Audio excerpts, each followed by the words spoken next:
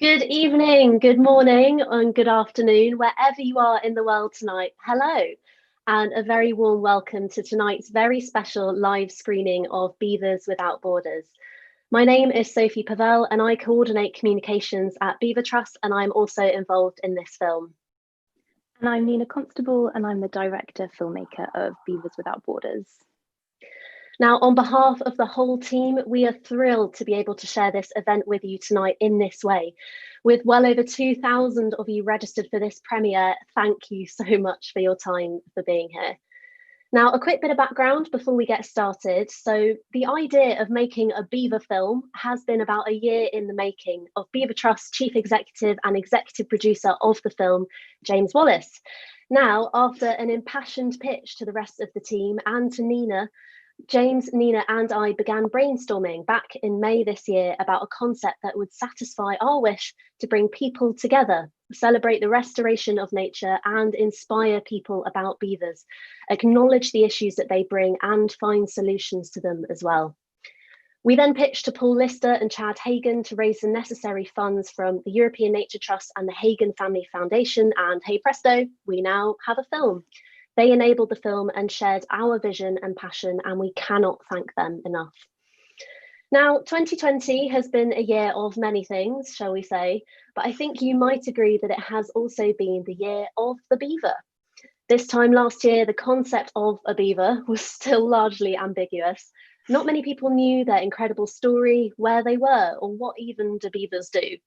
But thanks to the enormous successes of projects such as the River Otter Beaver Trial by our friends at Devon Wildlife Trust and the tireless drive and passion of incredible people around the UK working to restore nature, beavers have had somewhat of an amazing PR year.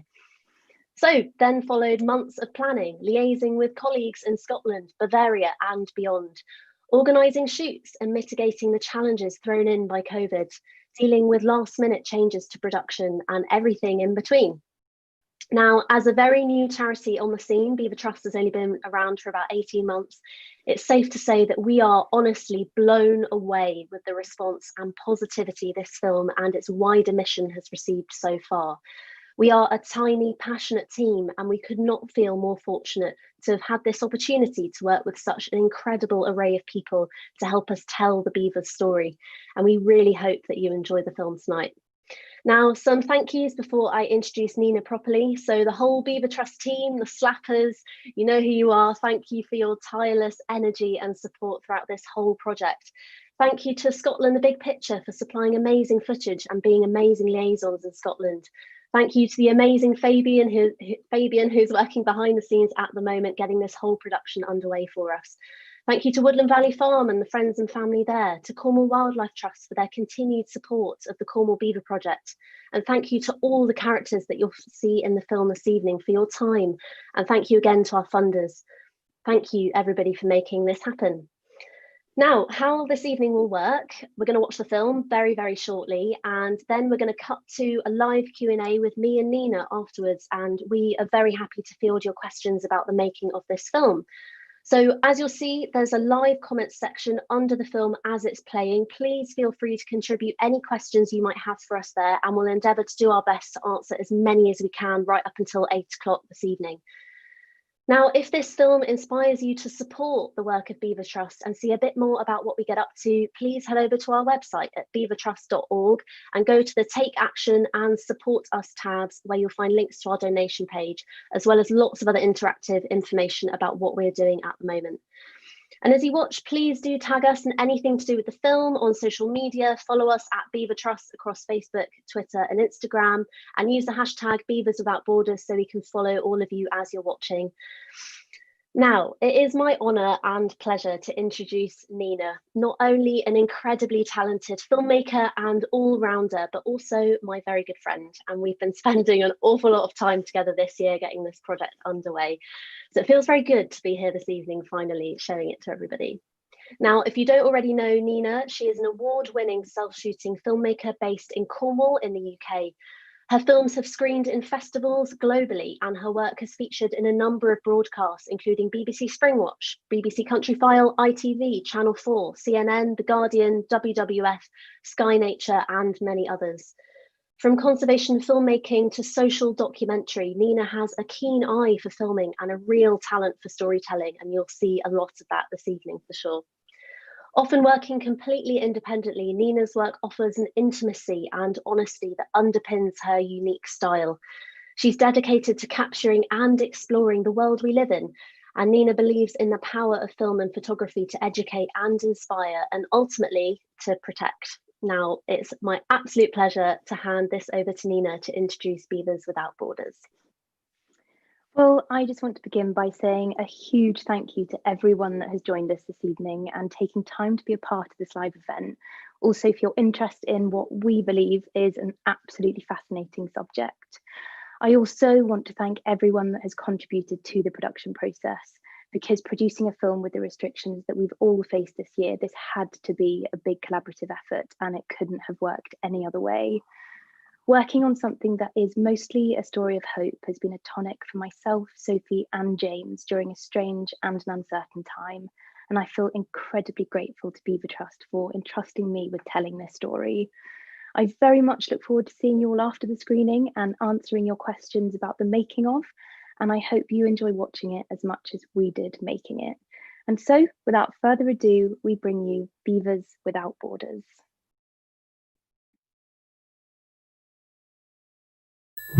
Now, they're the first breeding population of beavers in the English countryside in hundreds of years. This is either a historic day for English conservation or the start of a grave threat to our fragile river ecosystems.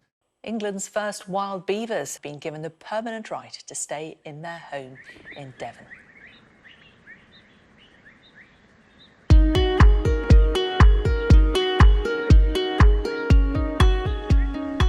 For me, this is home. As a zoologist and science communicator, getting outdoors and being around nature is really important to me. And what makes this place so special is the fact that it is home to one of just a handful of the UK's population of wild beavers. Beavers used to be an integral part of our landscape, but they were pushed to extinction over 400 years ago, hunted for their meat, oils and fur. And with the loss of species comes the loss of balance and ultimately a less resilient environment. As climate change brings more extreme weather, our river systems have been restricted and we face a biodiversity crisis. Having beavers back in our landscape is more critical than ever before. So how can beavers help us with the impacts of climate change, boosting biodiversity and creating a healthier, more balanced environment? This summer I'm going on a journey, visiting sites where beavers have been reintroduced and finding out how we might learn to live alongside these industrious creatures once again. The first stop of my journey is Woodland Valley Farm, home of the Cornwall Beaver Project and Beaver Trust HQ. It's 3 years after beavers were released onto the site, and I am here to meet farmer Chris Jones, owner of the farm and the brains behind the project, to hear about the impact the beavers have had since they took up residence. This is like the tractor that you dream of when you're 5. A frog! Well, they're proper. Yeah, there's just frogs everywhere here. The insect life is phenomenal. Haven't you had lots of new bird records this year as well? 8 new bird records since the beavers arrived here and started building. We had one visit here the other day from someone from the British Dragonfly Society, and he got, in the space of a couple of hours, found 11 different species. Wow. It is just abundantly clear that beavers create the conditions for a whole range of wildlife. We've got 7 dams here. The whole stream is now a series of pools, and now the time it takes for water to get through is probably more than an hour now, rather than just a few minutes. Why do you think beavers are so important for us to consider implementing back into Britain? Our relationship with nature, by and large, in the West is broken. What the beavers do is actually start to reset the way our rivers and streams work and start to allow abundance of wildlife to come back. In the middle of the extinction crisis we have, this is the one way we can actually turn that around at pretty minimal cost. Has having all this water here next to us from the beavers Has that mitigated the effects of drought? In 2018, when we had that prolonged drought across the summer, we were able to pump water out onto pasture because we had a big reserve of water here. It gave us an option which we wouldn't have otherwise had, and to have a government even thinking, oh, is this a good idea, is extremely maddening. It's not a question of if, it's a question of must. Walking around the site with Chris, it's amazing to see the way the beavers have sculpted the landscape. The Cornwall Beaver Project demonstrates the incredible positive effects having beavers back in our landscape can have. So the question I have is, why are beavers not back and widespread across the UK? Next, I have a quick chat arranged with German beaver specialist Gerhard Schwab. Beavers were reintroduced into Bavaria almost 60 years ago, and it didn't go without its teething problems. As the population of beavers grew, they moved out of the rivers and into agricultural land, where they inflicted small amounts of damage on fields, feeding on crops and flooding small areas along the rivers. It's going to be really interesting to hear from Gerhard and see how things compare to what I'm seeing here in the UK. Hello, it's so nice to meet you. You have many books behind you. Are they all about beavers? Some of them, not all. There are other interests besides beavers. I think that's quite healthy. In Bavaria, your journey with beavers has been a lot longer. It would be great to hear from you a little bit about where you are with all of that at the moment. Well, management here in Bavaria started in '96. Farmers is one of the major problems because they own most of the area along the creek, so the best is to have a set-aside along the creek from 5 to 10 meters with land to the right and to the left where the water can be, where nature can work, and have human land use 20 meters away, and then both can live together without any problems. Important thing was most of the people didn't the beaver to go again, they just wanted to help. Windsor is a small town in Bavaria that was facing a lot of issues with flooding, and I have heard that beavers unexpectedly helped the town, so I'm curious to find out how. The problem with Windsor was they had a severe flooding in 2013 and had already floodings before. They had planned a dam to keep the water from a small creek back. Here the beaver came and he was building dams in the forest, and instead of having 45 minutes from the water from the upstream coming down, it takes now 20 days. It was all beaver-made dam, and in the long run they saved about 300,000 euro. That's only one beaver family in one creek in one village. Biggest positive effect of beavers is the creation of habitat, and in this open areas you have the blackstork in the Bavarian forest coming in.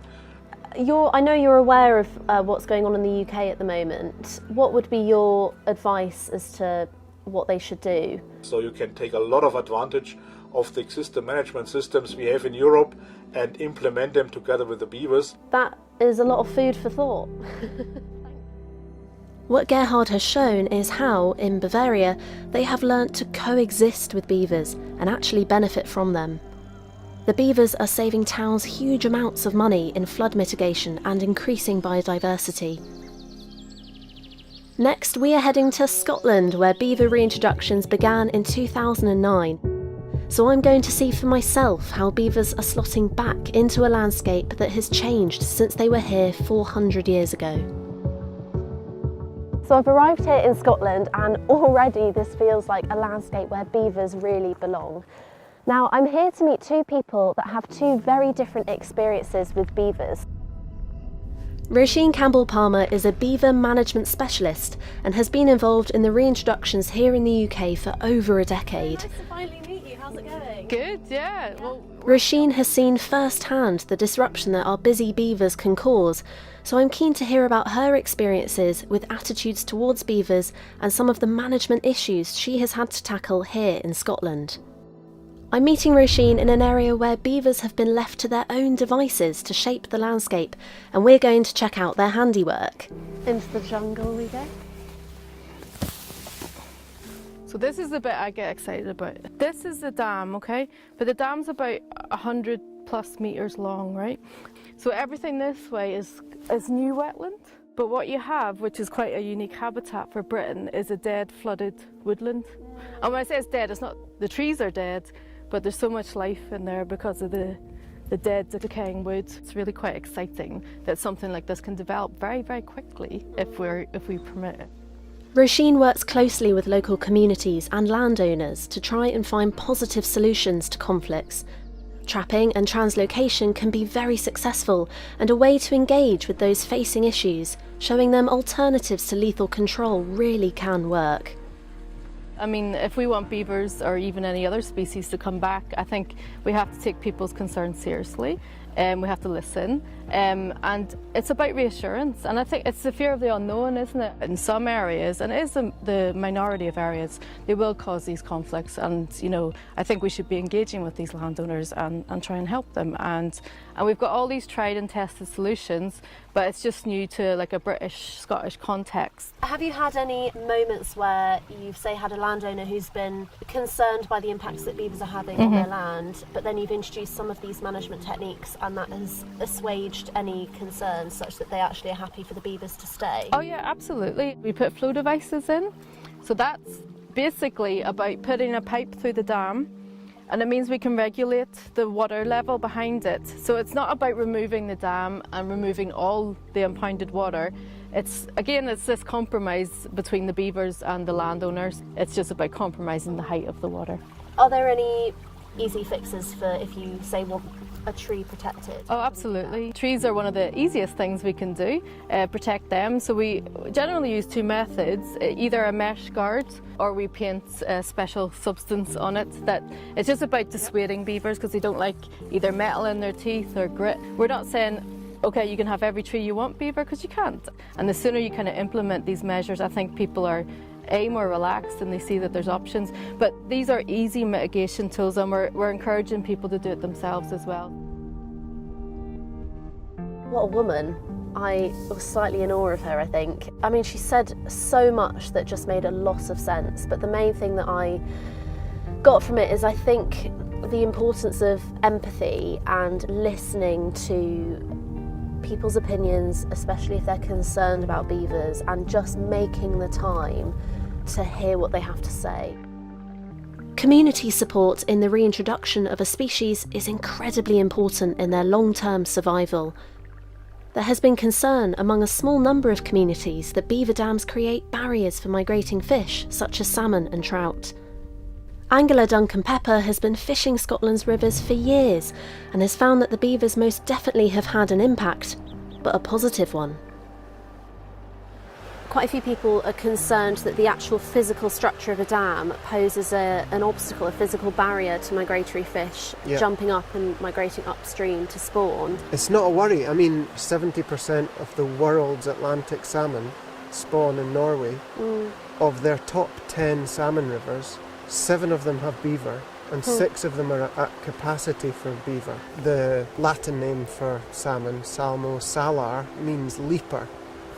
They're well known for getting past stuff, whether it's a big waterfall or beaver dam. And they have tens of thousands of years of co-evolution alongside beaver and salmon or beaver and trout. Do you ever get frustrated that we're beating around the bush a little bit and wasting time when we could be transforming and restoring ecosystems now?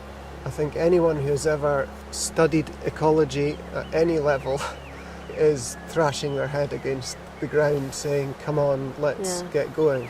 So I've fished the River Tay before there were beaver here, and I've fished the lochs in Argyll where the beaver were reintroduced. There's no doubt in my mind that there are more fish where there are beaver. And, that's it. In a nutshell, that's why I like the presence of beaver. Because there are more fish where you've got beaver, what's not to like? Basically, we've been asset stripping from the rivers, from the surrounding land for years and years. Beaver redress that balance somewhat. They're a very useful tool in re-establishing some of what nature would like.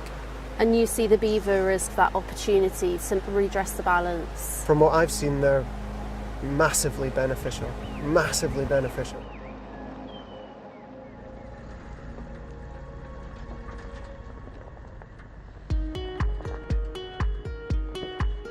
For the final stop on my journey, I'm heading back home to Devon to visit Derek Gow.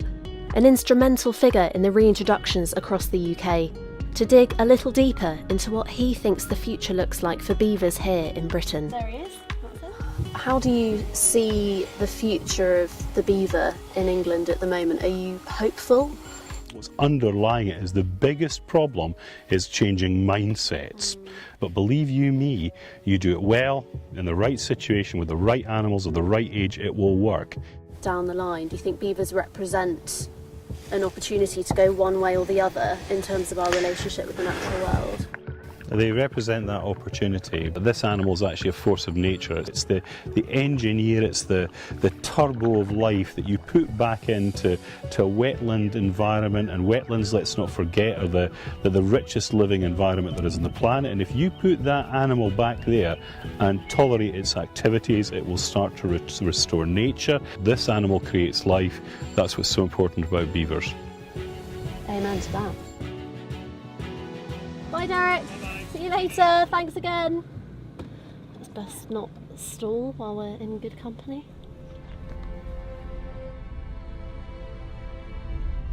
From the Beaver Project at Woodland Valley Farm to the wild beavers living in Bavaria, Scotland and the River Otter, allowing the widespread return of beavers is an important step we can take in starting to repair some of the damage we have done to our natural world. By reducing the impacts of drought and flooding, boosting biodiversity and creating space for nature to return, beavers could be one of our greatest allies in the fight against climate change. So what does the future look like for beavers across Britain? Without proper management, community and government support, their future is uncertain. Now it is our responsibility to put nature first, because without nature, we simply cannot survive. We need to work together in learning to live alongside these industrious creatures once again. And not beavers behind fences or within enclosures, beavers widespread living wild in our rivers and landscapes across Britain. Beavers without borders.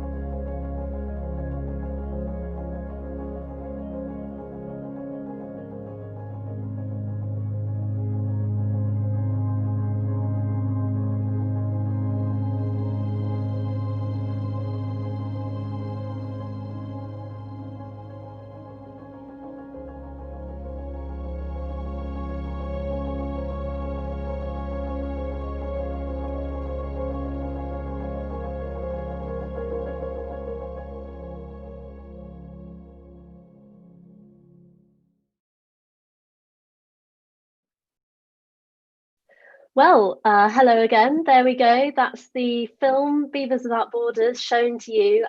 We're pretty overwhelmed with the response, actually. So thank you so much for watching it again. And we are now delighted to be able to fix the next sort of half an hour with some questions about the making of the film.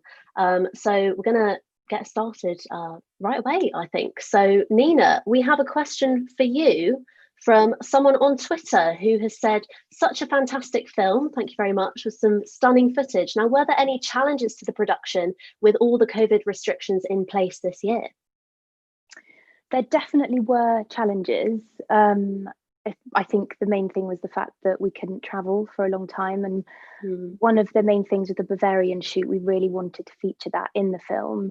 And initially I would have gone to Bavaria to do that, but I couldn't travel. But what that actually meant was that it turned the production process into something that was much more collaborative than it might have been, because I then worked with an amazing German filmmaker called Rainer Frick, who shot the German side. And that was really amazing to kind of build my network and to work with a broader team.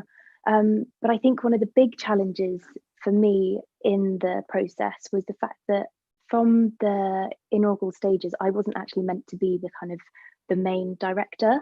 There was this incredible filmmaker called Kathleen Hanapi who was the director, but she unfortunately had to step down because of some unforeseen circumstances.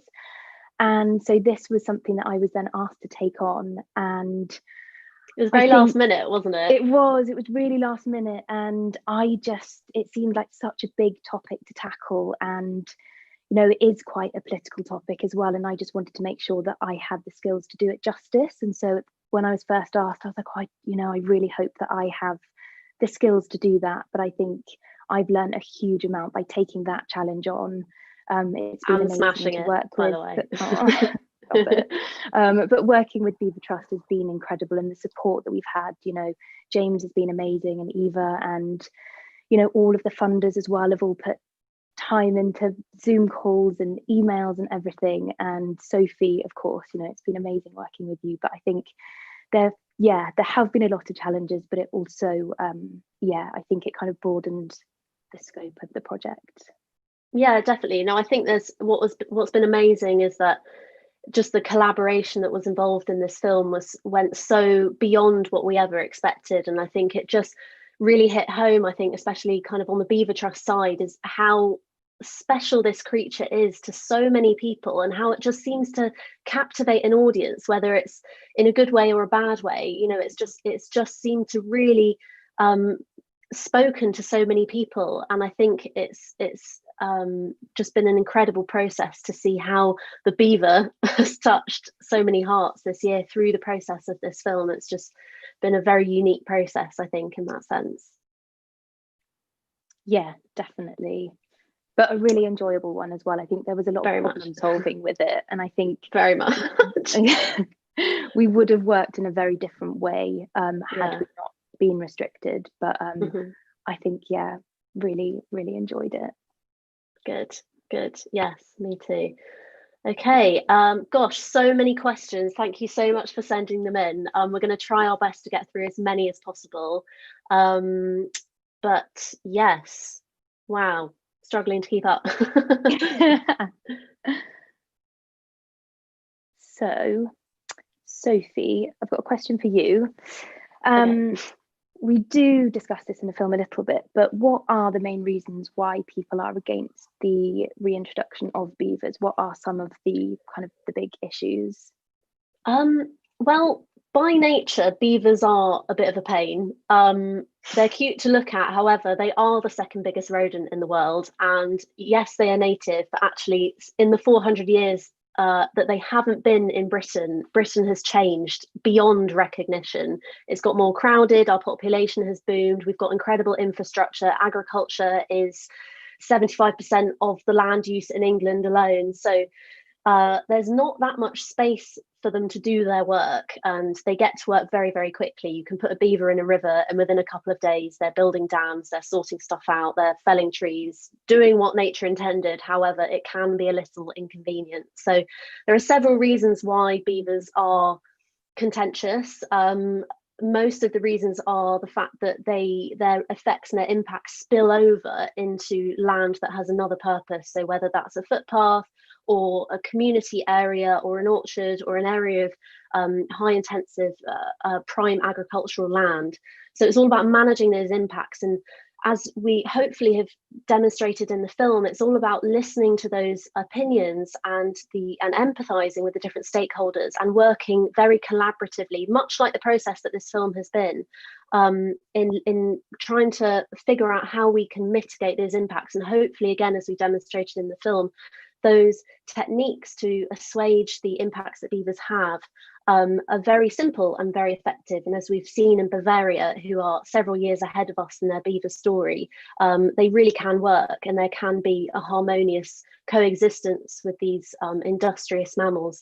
And there's lots of as you saw talking to Duncan, lots of fishermen are concerned that beaver dams obstruct the passage of migrating fish who want to spawn upstream, but actually the science shows massively that this is not the case, and actually beavers and migrating fish like salmon have been coexisting for millions of years without humans interfering, without humans having any influence there. So it can work, but there's a lot of management that needs to be, and lots of conversations and continuous dialogue with the different stakeholders that needs to happen, such that it can actually be beneficial and that the benefits massively outweigh the costs as well. So it's a constant conversation, which keeps it interesting. And so we are going to do a bit of behind the lensing here, because apparently we're getting lots of questions about what it's like trying to film shy creatures like beavers and filming them in the day. And this is definitely, I think, working on a kind of short-term project. I think from start to finish, this film, we were working on it for 4.5, 5 months, and we were in Scotland, I think 2.5, 3 days, and that wasn't enough time for us to go and stake out a beaver pond and make sure that we got really great footage. But luckily, I've been involved in the Cornwall Beaver Project now for over 3 years, and that's about 20 minutes down the road from me. And I feel very lucky to have access to that site, and there are camera traps all over the site as well. So you can kind of find out where they've been working, and also beavers definitely let themselves known, and so you can see a tree that they've been gnawing on and whether that's fresh, so you kind of know where to pitch up. They're very difficult to film in the winter because they are nocturnal, and they come out kind of later and when it's darker. But in the summer, if you keep downwind of them, they've got a very good sense of smell, but they've got very poor eyesight. So if you can make sure that you're downwind and you're just very quiet, you can actually get some incredible views. Kind of 7, 8 in the evening, and Gemma Waring, she contributed footage to this film, and we've been over to Woodland Valley Farm together on a number of occasions and just witnessed some of the most incredible interactions between this entire beaver family of, I think we saw 6 together at one point. And yeah, you have to put the time in, but actually in the summer, and you know where to look, you can film really good shots in broad daylight. Yeah, no, totally. And I mean, Nina, you've been following the story of the beavers down in Cornwall ever since they first arrived. Like, what was it like for, filming a beaver for the first time? Because when you started, they were still very much, not mainstream, not really documented as such in the press in the way they are now. So what was it like to have that sort of exclusive interaction? The first time that I filmed a beaver was the reintroduction into the site in Cornwall, which was the first time they had been here for over 400 years. And it was actually really emotional, I think, for myself, for everyone involved, for Chris, the owner of the farm, and his family, for Cornwall Wildlife Trust, X University, everybody that was involved in trying to make that happen. And I'd got involved over a year before creating a crowdfunder film to try and generate the funds to actually make the trial happen. So that day just felt like such a win for the project, but also a win for nature. And I think that's what's so amazing about this story, is that this is, like we've discussed in the film, they do make themselves known and they do cause problems. But if we can mitigate for some of those, this is, allowing space for nature to return and where nature should be. And I think, filming a beaver for the very first time back in a place where, it should be was incredible, and the first time I'd ever seen one as well. So all in all, yeah, a really good day. But you, Sophie, you had a pretty amazing encounter, because you've kind of got a similar story with your involvement, but on the River Otter, and you also, I think that's where you saw your first beaver. Had your My first encounter. beaver. Yeah. Yeah, no, I mean, a similar experience, really quite emotional. I think so I live quite near the River Otter, which is where the Devon Wildlife Trust and Exeter University River Otter Beaver Trial has happened, and is now a huge success, and now is home, as we've seen in the film, to the country's first wild free beavers. And I was in the middle of lockdown. I cycled down there, and it was a beautiful summer evening, and then I was just about to leave because I'd given up. I'm famously a little bit impatient with wildlife. So it just didn't perform on demand. So I was going to go home. And then all of a sudden, someone else who was there was like, "Oh, beaver, get down." Looked down. It looked a bit like a dog in the water. And it was this quite big female, actually. I mean, they are quite big.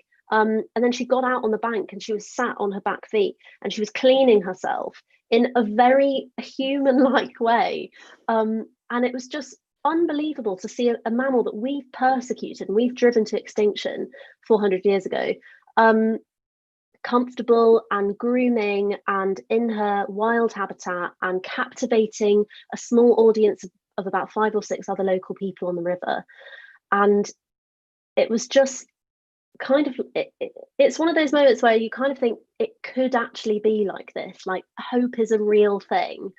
And I think that's another thing we hope to do with the film, is that we hope it's just a celebration of almost what could be, and laying out the steps that are actually quite simple of how we can actually get there, and how we can restore our very bruised natural world to a point where it's actually self-sustaining and flourishing. And people just, people connect with nature if there is the space for them to do that. And I think that the beaver is a glorious representative and like a metaphor of that change that hopefully will happen. And right. So, yes. I was just going to say, there's a question here that is, I think people often ask this after kind of watching something that they've been, hopefully inspired by, or just have learnt about something new. They ask what they can do. And there is a question here saying, what could people do in their local areas to help out with, they've called this the movement. I wonder if this is a beaver movement, whether it be big or but whether it be big or small, is there some direct action that just an individual could take? That is a very good question. So even in COVID times, with the COVID restrictions, there is an awful lot that people can do that is very small but can add up to be very effective. So Beaver Trust is a very small charity. We're very new, but we are really excited about a lot of the content that we're churning out at the moment. And a lot of that is just about spreading awareness and about engaging the public and helping to educate people. I mean, I did zoology at university. Not once did I really learn about what a beaver was and what ecosystem engineer really did, especially in Britain. It was always animals abroad. So we're producing a lot of content that is hopefully going to inspire and help people to feel like they better understand these creatures, but then also equip them so that they can then talk to other people about them. So the best thing that you can do at the moment, I think, is to follow us on social media, engage with the work that we're doing. And, we're constantly on the lookout for people to collaborate with, and we have blogs that people can contribute to. And then hopefully, when we get back to normal times, we can start helping, facilitating volunteers to help us down at the Cornwall Beaver Project or elsewhere to help roll beavers out, hopefully across the wider public. So at the moment, it's still all about spreading the message and supporting us and helping us to continue the work that we're doing. So our website has a lot of that information on there at the moment. So if you go on there and then also follow us on social media, there's lots of signposts to point you in the right direction about how you can help us. But I think also just keeping the conversation going. We're all on Twitter, we're all on Instagram. We all want to talk about beavers and rivers and ecology and everything. So just chat to us. The film. We'll chat to you back, share the film. Yeah, and hopefully we can make this a beaver movement, if that's a thing. Nina, there is a question from someone on Twitter about the production or the filming equipment that you used in the film. So do you want to talk a little bit about that? Yeah, of course. So I generally work totally independently, and so I have to have very lightweight equipment, and also I don't use a field recorder just to make sure that I can carry it all. So I use mostly a 5D Mark IV, but then for this production I also used a C100 Canon C100 Mark II, so that I could have dual radio mics on it, because the big thing about this film, the way that we wanted to approach it, was that it was a conversation. We didn't want it to just be, different people just kind of saying things to camera. And I think a big part of that was, Sophie learning along with me and the audience. And so that was the one technical thing that I wasn't kitted up for. And so I had to do a lot of research beforehand to kind of try and work out how to do it, so that when I got into the edit, I didn't have reams of audio to sync. And so I used the C100 Mark II for most of the conversations that Sophie had, and then a Mark IV, another Canon DSLR for the rest. So not kind of quite low budget camera equipment, so that I could work on my own and afford it. No, and can I also just say, because there are a lot of people watching this, that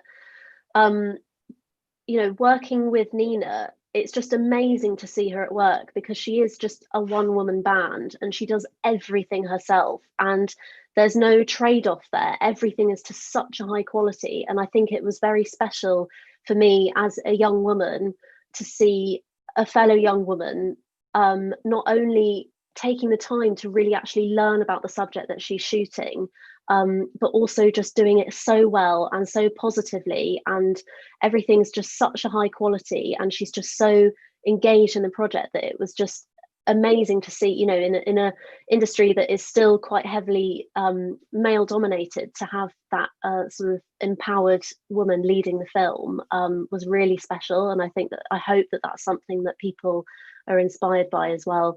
And similar with Roisin, who we feature, she is the leading expert on beaver management in the UK and probably Europe. And so to hear from her and to see her at work and see the difficult and the challenges that she has to overcome in her job every single day was very, very humbling. So it was amazing to be able to feature her in the film as well. So yeah, and just the level of empathy that she has as well, because it does seem like, she deals with all spectrums of the kind of the people that are really positive about the reintroduction to the people that really don't want them to be there.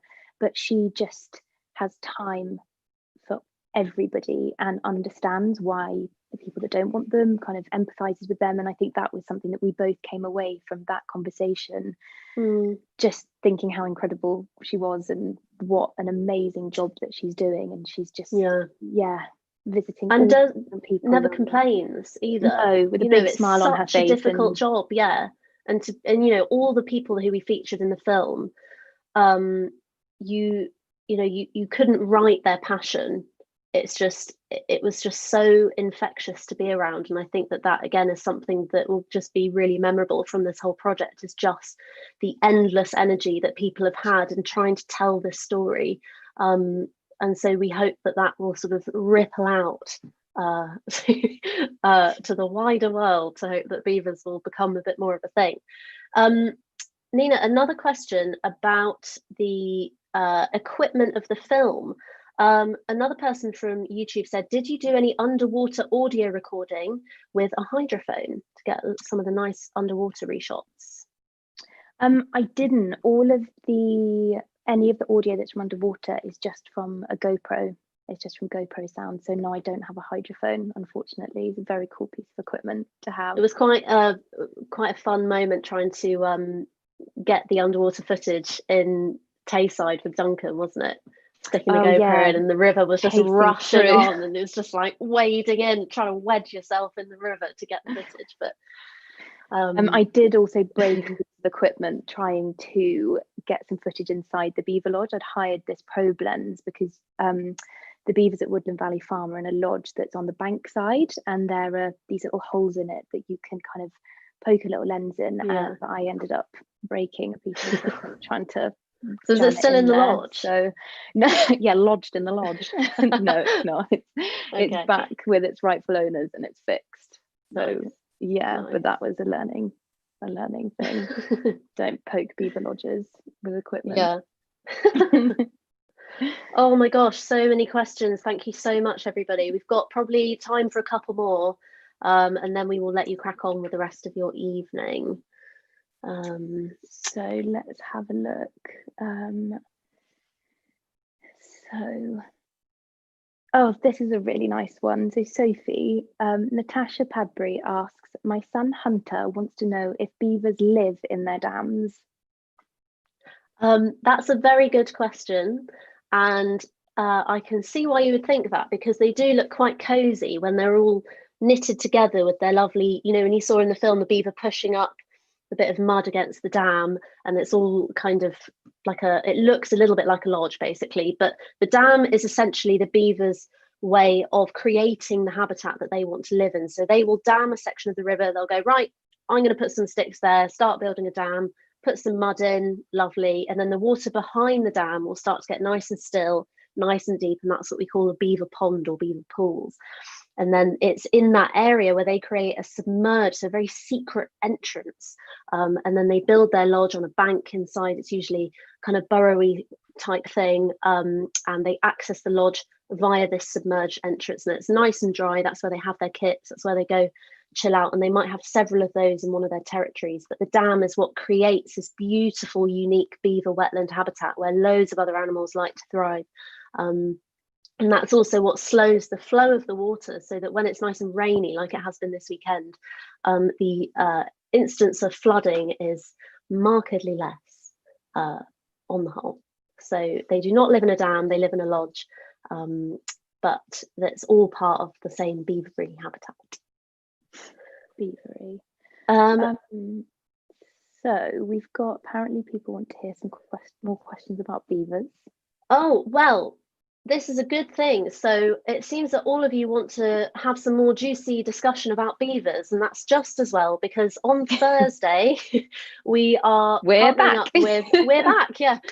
We're teaming up with Chelsea Green Publishing, and we're doing a live webinar panel discussion with all of the characters from the film. So you have Derek, Roisin, Chris, Duncan, Gerhard, me and Nina, and we're going to be delving into the more difficult issues and discussions around beavers and their future in Britain. So that link is going to be in the YouTube chat, I think, at any moment, and you can register. That's a live Zoom, so it'll be a little bit like this. That's at 6 o'clock on Thursday the 19th. So that is for all your juicy beaver discussions, so get thinking about those, but also keep an eye on our social media, because we will be shouting a lot about that, and it's another chance for you to watch the film in between to be inspired to ask further questions.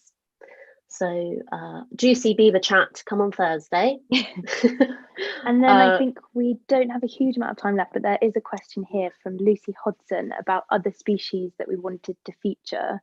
And although it's a very quick shot, I think one of the things that we really wanted to show was the fact that Chris saw a willow tit at the site at Woodland Valley Farm, and that was a huge thing because I think if I'm right, they're one of the fastest declining birds in the UK, and he'd never seen one before. And I think there are a number of other species that he's seen since the beavers have been released, but that was a really big one. And so we really, even though it's a very quick shot, that was something that we really wanted to make sure was in there. And if people didn't know, that's what that bird was. I also think that if you watch the film again and you maybe wear headphones, there's lots of audio behind the footage that's beautiful birdsong recorded from beaver wetlands, and we really hope that that kind of provided a subtle, immersive feel as to the other wildlife and the biodiversity that beaver wetlands supports, because they are just incredibly rich and unique. So if you listen to the film again, you'll hear lots and lots of birdsong and naturey noises. So we hope that that kind of gives you a feel for all the other wildlife that beavers can attract. So gosh, that went fast. It's time to wrap up, I think now. We've taken up enough of your time.